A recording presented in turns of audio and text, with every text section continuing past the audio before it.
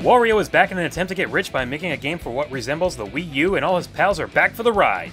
The game started its life as being a tech demo for the Wii U back in 2011 when the Wii U was first shown to the public. Like the demos that became Nintendo Land, these demos eventually became their own game and were put together using the Wario Ware characters. The game reappeared at E3 2012 as Game & Wario, but Nintendo didn't go into a great deal of detail about the game, they just acknowledged that it existed. It confused me as to why they wouldn't want to show it off more. WarioWare Touch for the DS and WarioWare Smooth Moves for the Wii were the perfect examples of showing off how the system's full capabilities could be utilized, in my opinion. However, after getting the game, I kind of understand why they did that now. The game has its moments of pure genius, but sadly, they can't all be winners. If you're familiar with the WarioWare series, then I have some bad news for you. It doesn't play like one. With the WarioWare series, you play a different person's 7-second minigame marathon with each person having a different style of minigames to play through. Here, it's basically one bigger but still short minigame for each person with new stages and modes to unlock. To me, this comes off as filler, and I'm not gonna lie to you, that's disappointing as I had my expectations for this game to be another game to show off more examples, if not be the definitive game to showcase what the gamepad can do. I can't fault it for not being another lightning-fast minigame-a-palooza, since the game isn't called WarioWare, but when you have the characters and cutscene styles of the series, what can you honestly expect? Well, simply put, Game & Wario has 12 minigames with lots of filler, a multiplayer mode with 4 games in it, and the unlockables, and that's all I'm going to say about those, as I couldn't care less about them. I won't be going into great details about the different game modes themselves, except for the ones that I feel really stick out later on, so here's a quick description of them. Arrow is basically a don't let the enemy get to you game. Just touch the gamepad to shoot an arrow, but the more it's held down, the further it will go. Skee is very much like the Captain Falcon racing part of Nintendo Land, where you steer the character by moving the gamepad to avoid obstacles. The only real difference here is that your character goes downward instead of going upwards, and the controls feel better in the aforementioned Nintendo Land minigame. Patchwork is putting pieces together to form a picture. Shudder is where you take pictures of certain people or ghosts. Design has you draw certain marks and a certain length. Gamer is the best without question, and something I will go over very closely later on. Ashley's is basically an obstacle flight course. Kung Fu is hopping around. Taxi is where you defend areas from invaders while driving around in what looks like Minecraft, and it has a bit of a crazy taxi feel to it. Pirates is block the shots, bowling has you knock over pins from 1 to 10, and bird is boring. What you see here is what you get, so let's forget about it. Then there's the 4 games in the multiplayer mode, with 2 of them being the best, 1 of them being okay, and the other is whatever. Let's go over those before I blather on about my personal favorite short stack games of the bunch.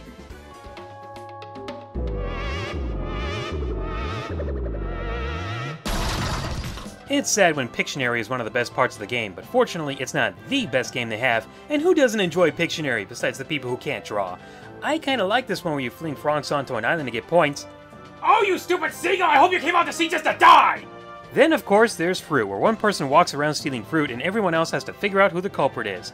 In the first 2 stages, she'll take pictures every 30 seconds of where the fruit bandit is. Of course, it's really easy for the person to hide behind buildings, smoke, trees, and blend in with the crowd. Even more sneaky is the fact that there can be up to 3 characters that look alike, and the only way to tell them apart sometimes is by their face. This game is without question one of the more imaginative minigames they've programmed into the whole game. Just about anyone can play this game along with Sketch. And I know that for a fact because I actually got my family to play both of them, including my grandparents. For the record, there's only about 3 gamers in my family, so that's saying something. The last minigame is basically a versus mode, as Simon says. Make a beat for the other player to copy by touching the gamepad. Then they make the beat for you to copy, all while both players are holding one side of the gamepad. It's a bit of an awkward transition from that note, but now I want to go over the sections I really enjoyed from the single player mode.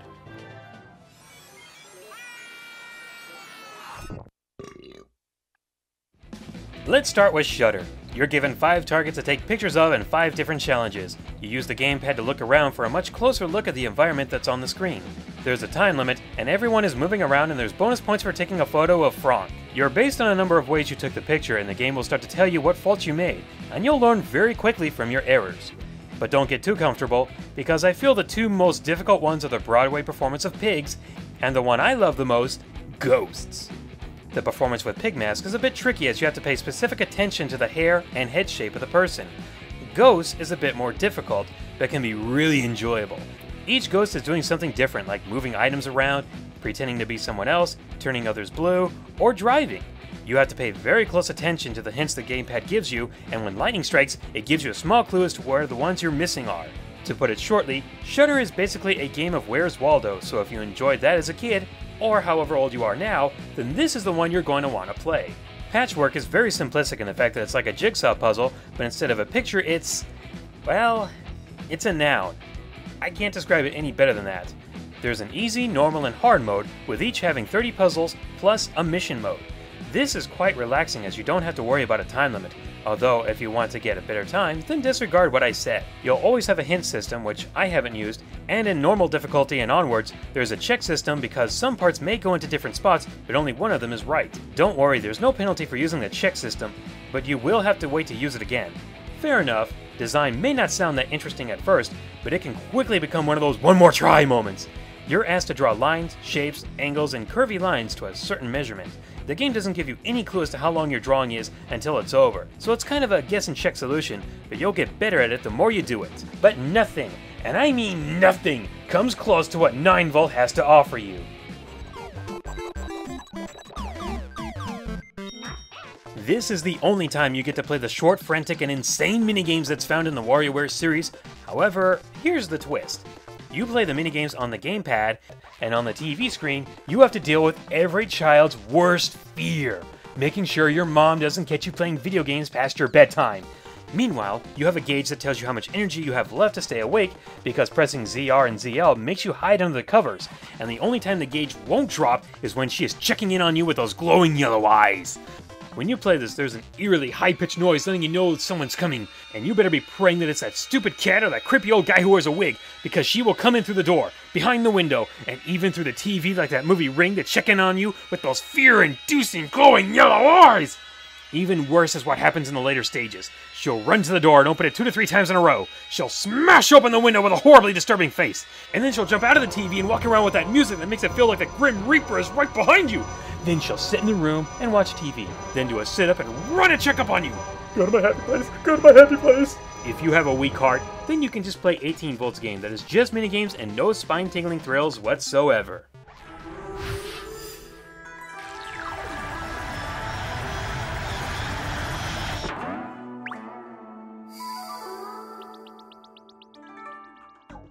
It all comes down to a matter of personal taste as to how many of these games you're going to like. I listed the ones I play the most, which means that's only 6 out of the 16 minigames I enjoy playing. Everything else seems rather boring to me, as well as a been there, done that sort of deal. Not to mention that to extend nearly every game they have, they put in about 4 other stages and slightly harder difficulties instead of coming up with, I don't know, new minigames for you to play. It really comes off as padding in order to make the game seem longer than it really is. You know, filler. And while I enjoy the ones I've mentioned, they don't last that long either.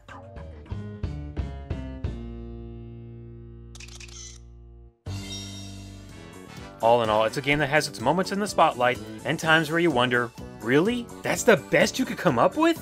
The game is best played with more people around you, so if you've got a family that likes to get together for special occasions, then I can highly recommend it for that. But if you're playing by yourself, then you might get bored of it very quickly. At least Nintendo made it $40 instead of 60, but in all honesty, wait to see if the price lowers. The game clearly shows how well the system can use 2 screens, but only enough for a handful of games. If you get together with a lot of friends and family, then by all means, pick it up. If not, then find another game to buy. A 3 out of 5. It has some strong and some weak points.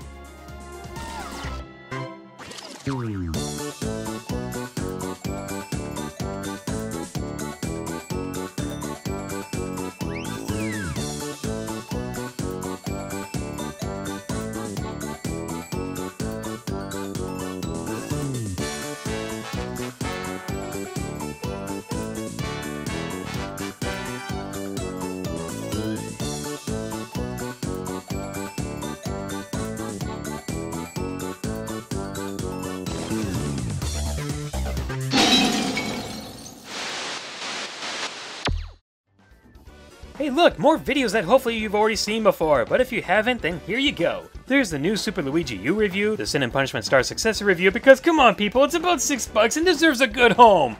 My 10 favorite Sinnoh 4th Gen Pokemon list, and I'm reaching back into the past for this video plug, The Nostalgia Gamer's Rare Retrospective Part 5 featuring Banjo-Kazooie. If you've seen my review of Banjo-Kazooie and Banjo-Tooie, then you may have noticed that a lot of those clips are straight from my reviews, but the history depth that he goes into is something I could only dream of matching. Seriously, I have no idea how he found out this stuff. And with all that said, I'll get to work on my next video. Later, everyone!